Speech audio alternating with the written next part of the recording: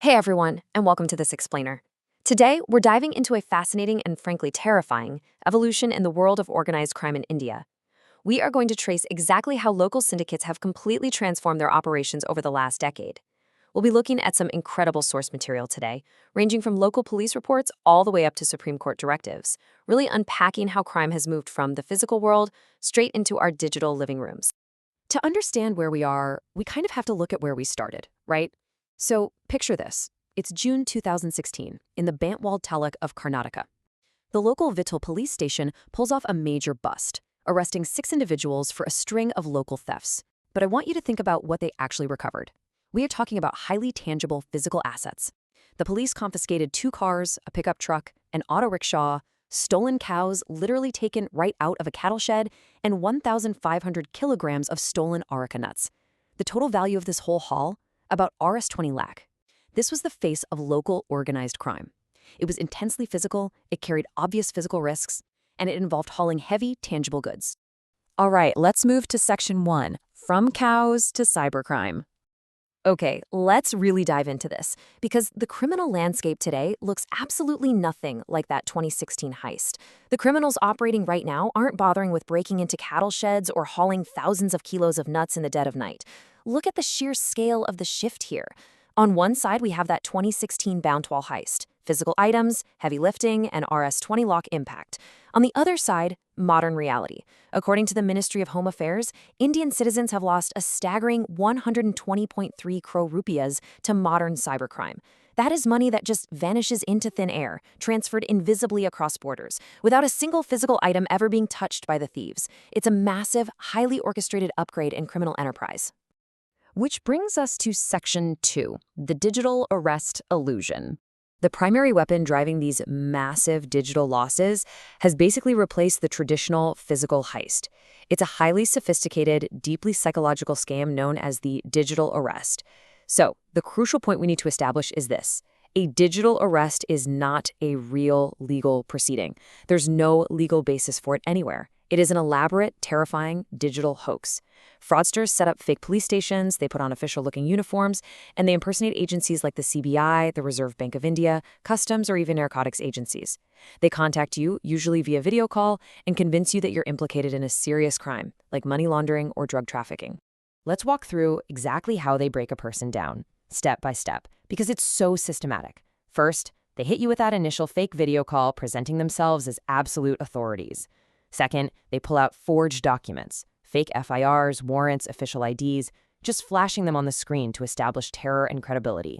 Third, they isolate you. They demand you stay on the continuous video call, effectively placing you under virtual arrest in your own home, cutting you off from your family or the real police. And finally, once you're terrified and totally isolated, they pressure you to transfer your funds to quote-unquote safe accounts to clear your name. And look, we need to be incredibly clear here. This isn't just some clever parlor trick. It is destroying lives. The real-world impact is devastating. In one specific case in Hyderabad, a 71-year-old senior citizen was manipulated into losing roughly Rs 1.92 crore to this exact scam. Even more tragically, in March 2026, an elderly couple in Karnataka's Belagavi district actually died by suicide after scammers duped them out of Rs 50 lakh. The psychological pressure of being accused of money laundering and threatened with immediate jail time is just immense. Let's transition to Section 3, inside the Mule Account. So, how do the criminals actually get away with the money? Stealing it digitally is one thing, but laundering millions of rupees without getting caught? That requires a massive mechanical backbone. And this brings us to the concept of the Mule Account. This is basically the invisible getaway vehicle for modern cyber thieves. A Mule account is simply a real bank account owned by a real citizen that criminals use to receive, transfer, and launder their stolen money. By bouncing the stolen funds through multiple layers of these accounts, they create this incredibly complex maze that makes it nearly impossible for law enforcement to trace the original source of the fraud. But wait, think about the logistics here for a second. To move over 120 crore rupees, you can't just use 1 or 2 bank accounts. You need an absolute army of them. So how on earth do these criminal syndicates get their hands on thousands of legitimate bank accounts to hide their money? The answer is, unfortunately, exploitation. According to investigations by the Karnataka CID, these syndicates specifically target financially vulnerable individuals. We're talking about students, daily wage workers, and unemployed youth. The criminals offer them a small commission or a promise of quick cash in exchange for opening a bank account and handing over the ATM cards, passbooks, and banking credentials. Most of the time, these account holders have absolutely no idea that their name is being used as a bridge to launder millions in cybercrime money. Let's see how this builds in Section 4, the 42,000 Account Crackdown. Thankfully, the authorities are not taking this lying down. 42,000. I just want that number to sink in. During a massive probe into online fraud, the Karnataka CID detected that over 42,000 bank accounts were actively being used as illegal mule accounts within their jurisdiction alone. That is the sheer industrial scale at which these fraud networks are operating today. This staggering discovery led to one of the biggest coordinated actions against cybercrime in the state's recent history. In February 2026, the CID deployed more than 100 teams simultaneously across districts like Bengaluru, Mysuru, and Mangaluru. They raided over 100 locations, totally dismantling a massive syndicate. They arrested 13 key masterminds and seized a mountain of digital evidence: mobile phones, laptops, SIM cards, debit cards, you name it. And instantly, they began freezing those suspicious accounts to sever the money trail once and for all. And this brings us to a detail that perfectly illustrates everything we've been talking about today. Remember our 2016 physical heist in Bantwal?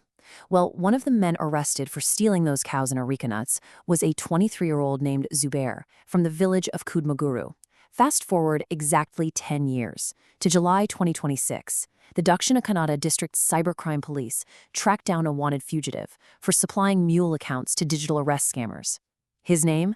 Zubair. Now 32 years old, from the exact same village in Bantwal. He had actually evolved from physically stealing livestock to persuading innocent people to open bank accounts for international cyber fraudsters. It is the ultimate real-world example of how organized crime has digitized. Which leads us to our final part, Section 5, Fighting the Fraud Pipeline. But taking down individual suppliers like Zubair just isn't enough to stop an industry that steals hundreds of crores. It requires a massive systemic response to fight the entire fraud pipeline. And the institutional action taking place right now is totally unprecedented. The Supreme Court of India has actually stepped in, directing the CBI to coordinate pan-India probes to trace and freeze these networks, even questioning why advanced AI isn't being used more effectively by banks. Meanwhile, the Ministry of Home Affairs has set up the Indian Cybercrime Coordination Center, or I4C. Their Cyber Fraud Mitigation Center is finally forcing telecom companies, banks, payment aggregators, and local police into the exact same room to enable swift, unified cooperation against these syndicates.